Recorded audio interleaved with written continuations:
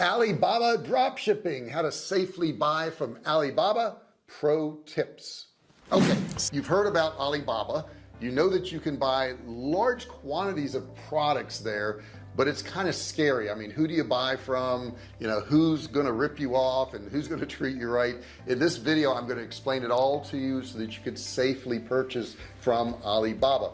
If you haven't subscribed yet, please do so. Hit that subscribe button down there, turn it from red to gray. Don't forget to ring the bell. Turn on all bell notifications so you're notified each and every time I go live or if I upload a video. Now, the first question I get asked a lot is, does Alibaba do drop shipping? Initially, I'm going to say no. Alibaba does not do drop shipping. The way the business model is set up is that they will sell you a large quantity of a product, they'll send it to you, and you handle your drop shipping. That's not to say you can't work something out with a manufacturer. It's not to say that they can't help you find a drop shipper in China that will actually do it for you. You could ship those products to that drop shipper in China and have them drop ship it for you. Heck, if you're in the US or any other country, Canada, Australia, wherever, you could have those products shipped to a fulfillment house there where they could actually ship out your products for you too. So there is a way around it, but Alibaba itself is not set up to drop ship. Next question I get asked a lot is, can anybody buy from Alibaba?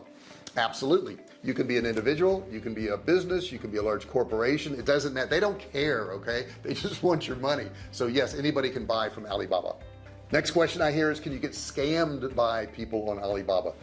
Absolutely you can. It's just like eBay or Amazon or any place else that you're going to buy from. There's always people out there willing to scam you.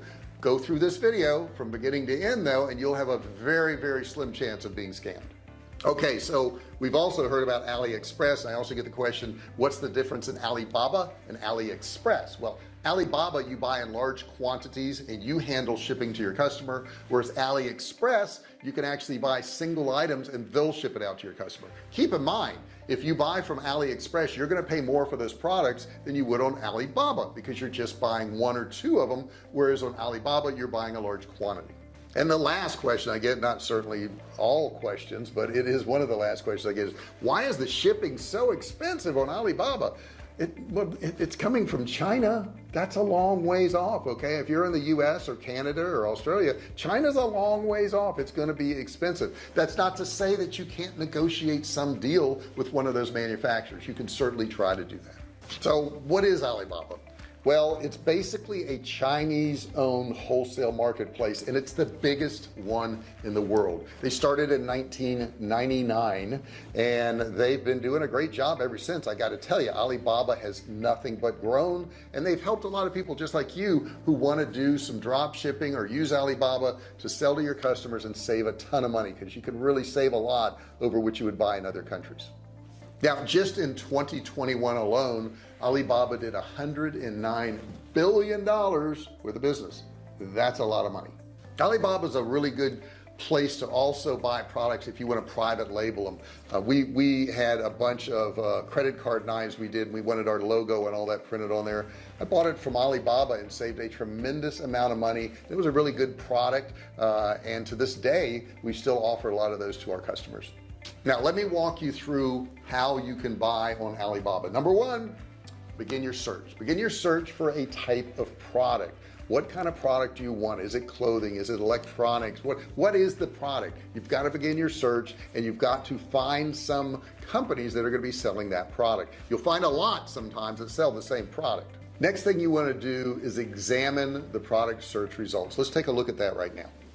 Okay, when you're starting your search for a supplier and you're on Alibaba, you want to look at several different things and pay attention to the product listing page. Let's take an example of this one here. This is for a dog collar that I found on Alibaba. Now as you look at it, you look at the MOQ. Do you see MOQ right there? Okay, MOQ is going to be your minimum order quantity. Okay, that's how many you have to buy. Minimum order quantity is the smallest order a manufacturer is willing to accept, but it's also important to note that it's also negotiable. Okay, so if maybe they say you got to buy 100 and you want 50, maybe they'll let you do that. You just multiply that number by the higher end price.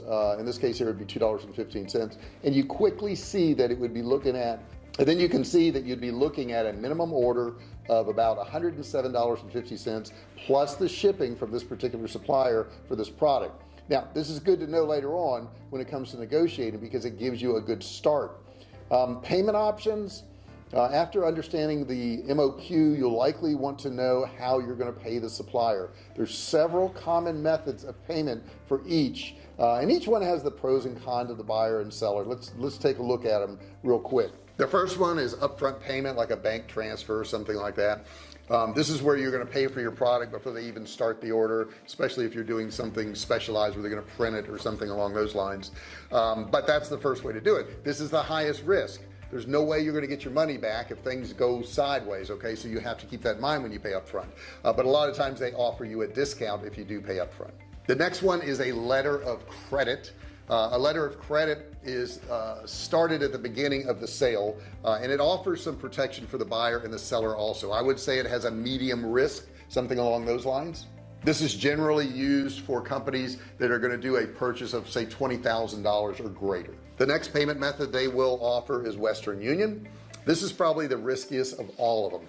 If you use Western Union, you're going to send the money and it's gone. You're not going to be offered any buyer protection at Alibaba, and it would be almost impossible to get your money back. Don't know why you'd want to do that one. The next one is PayPal. This has a very low risk for you, but buyers, you know, although they're protected, the seller is not protected that much. If something goes wrong, you could probably get your money back if you use PayPal, but a lot of sellers don't want to use it because there's a lot of high fees, there's taxes, and they know there's some dishonest buyers out there that could rip them off, so they're also concerned about that. The next thing you can do is put your money in escrow. This means a third party is going to hold the money until you've actually received the goods and you say everything's fine, this is exactly what I ordered, then they release the funds. That is a pretty low risk for both the buyer and the seller. At this point, you're all set up. Now you need to contact the sellers. Now you can contact the sellers online, and I think it's a good idea to do that, to have some conversation online, because if you don't, you won't know how they're going to communicate with you. If they're not communicating well with you in the beginning, they probably won't later on. You can use Google Translate because there could be some language barrier, and that works very well. Now let me put an example up on the screen of what you may say to one of these sellers. This one here is, we're sending it to Sophia Chen at that particular company right there. I'm not going to try to pronounce it, but here's what we're basically saying. You know, what is the best price you can offer? Do you support private labeling? What is the minimum order quantity? Now if you notice, I've kept this email very, very short and to the point. They'll be more apt to answer you if you don't do a long detailed email. But if you also just put 2 or 3 words on there, they're not that apt to answer you either. Request a quote. You're going to fill out a quote form. Let me show you what that looks like real quick. Requesting a quote, often referred to as a RFQ or request for quote, is really a simple process on how to buy from Alibaba. However, taking a few extra minutes to plan your email can make a significant difference in the number and quality of replies that you receive. But you can see right here, it is something that you can do right on Alibaba. Of course, a few things you always want to look for is the minimum order quantity. What is the smallest number of this product that you can buy? Now you may be tempted to buy 10,000 or 20,000 when their minimum order quantity is 100, because you see such a savings in price. Until you've established a market, until you've established that people are going to buy your product, I wouldn't suggest you buying a larger quantity of that product. So you want to check out the minimum order quantity. The next thing you want to ask them is, maybe you want to get some samples and ask for pricing for samples. I think it's a great idea to sample a product before you go and sell it to your customers, because you don't even know what you're selling yet. And understand, manufacturers are all across the board on this. You know, they may get so many requests for samples, they may charge you full retail price for a sample, or they may give you a discounted price for a sample, or some of them may even send you free samples. You got to ask. Next, you want to ask about production pricing. If you're going to have some stuff made or customized or white labeled, whatever it may be, you want to ask what the pricing is. Don't accept a range. If they say from $3 to $5, don't accept that. Tell them you want an exact price for an exact quantity. The next thing you want to ask them is production time. If you're selling, let's say, Christmas ornaments, and you are having them customized and you contact them in November and their production time is 60 days, you won't receive the product until after the season. So it's really important to ask about production times. And of course, we talked about it a little bit. What are their payment terms? These payment terms may be one thing for one seller, and they may be completely different for another seller. So make sure you understand what they are before you agree to purchase. I'd like to put a sample letter up on the screen so you can see it and you can kind of see what it is. So here's a sample one right here. It says, hello, my name is John. I am with XYZ company. I'm interested in placing an order for whatever it is. Before I do, however, I just have a few questions. What is your minimum order quantity? What is your cost per unit? And what quantity levels do you offer quantity discounts? What are your payment terms for new customers? I would like to order a sample of whatever that item is. Before placing a full order, can you please send me the cost for the sample, including shipping charges? And then you're going to put your address right there, and then you're going to put your salutation at the bottom. And you can see this sample is short, concise. Its goal is to really make a high level contact, and that way it's going to fit between both parties, and you're going to understand what each one wants. But then you've got to send these out to a few companies. Once you've done that, you want to compare the companies, compare what they're saying, compare the minimum order quantity, compare the pricing, compare the time, shipping, all these things, because one company could have a really good price but their shipping is exorbitant, whereas another company could be charging you more for the product but their shipping is not so bad. So you got to compare all these components to really know what you've got. Now, I talked in the beginning about Alibaba, if it's safe or not safe.